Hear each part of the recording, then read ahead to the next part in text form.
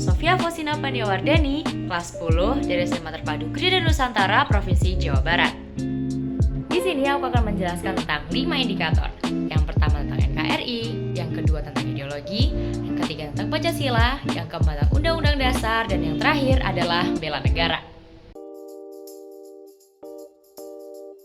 Terbentuknya NKRI ditandai dengan pembacaan proklamasi oleh Insinyur Soekarno. Banyak sekali peristiwa yang melatar belakangi kemerdekaan Indonesia, seperti PPUPKI, bom atom di Hiroshima, PPKI, bom atom di Nagasaki, dan yang terakhir terbentuklah NKRI.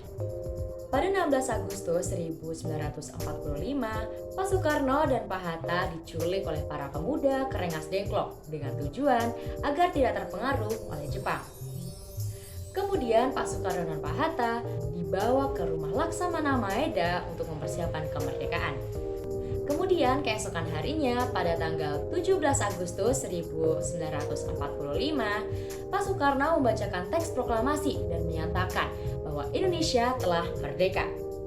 Informasi tersebut disiarkan melalui radio-radio hingga seluruh Nusantara. Bhinneka Tunggal Ika memiliki arti berbeda-beda tetapi tetap satu jua. Dalam makna tersebut, ketika kita memiliki perbedaan dengan orang lain yang berada di sekitar kita harus tetap menghargai dan juga menghormati agar terjalin hubungan yang harmonis, aman, dan tentram. Kita harus menjaga keutuhan NKRI dengan cara menghormati dan menghargai setiap perbedaan yang berada di Indonesia. Lantas, apa itu ideologi? Ideologi merupakan kumpulan gagasan, ide, dan keyakinan yang menyangkut berbagai bidang dalam kehidupan manusia. Pancasila sebagai ideologi bangsa memiliki arti bahwa Pancasila adalah gagasan, ide, dan keyakinan yang harus kita pandang sebagai warga negara Indonesia. Menerapkan nilai Pancasila adalah kewajiban yang harus kita lakukan sebagai warga negara Indonesia, seperti bertakwa kepada Tuhan Yang Maha Esa, saling menyayangi sesama, bersatu dalam perbedaan, bermusyawarah, dan suka menabung. Pancasila berasal dari dua kata bahasa Sanskerta, yaitu panca yang berarti 5 dan sila yang berarti prinsip. Dari situlah Pancasila memiliki arti, yaitu 5 dasar negara yang menjadi landasan hidup bagi warga negara Indonesia. BPUPKI mengadakan 2 sidang. Sidang yang pertama membahas tentang rumusan dasar negara. Sidang yang kedua membahas tentang Undang-Undang Dasar. Sidang pertama BPUPKI dilaksanakan pada tanggal 28 Mei 1945 dengan melibatkan 3 tokoh utama yang memberikan pokok pikiran mereka mengenai rumusan dasar negara, seperti Supomo, Soekarno, dan Muhammad Yamin. Pada tanggal 29 Mei 1945, Muhammad Yamin secara lisan memberikan 5 usulan asas negara, yakni peri kebangsaan, peri kemanusiaan, peri ketuhanan, peri kerakyatan, dan kesejahteraan sosial. Kemudian dilanjut dengan Supomo. Pada tanggal 31 Mei 1945, Supomo memberikan 5 asas negara, yakni persatuan, keseimbangan lahir dan batin, kekeluargaan, keadilan rakyat, dan musyawarah.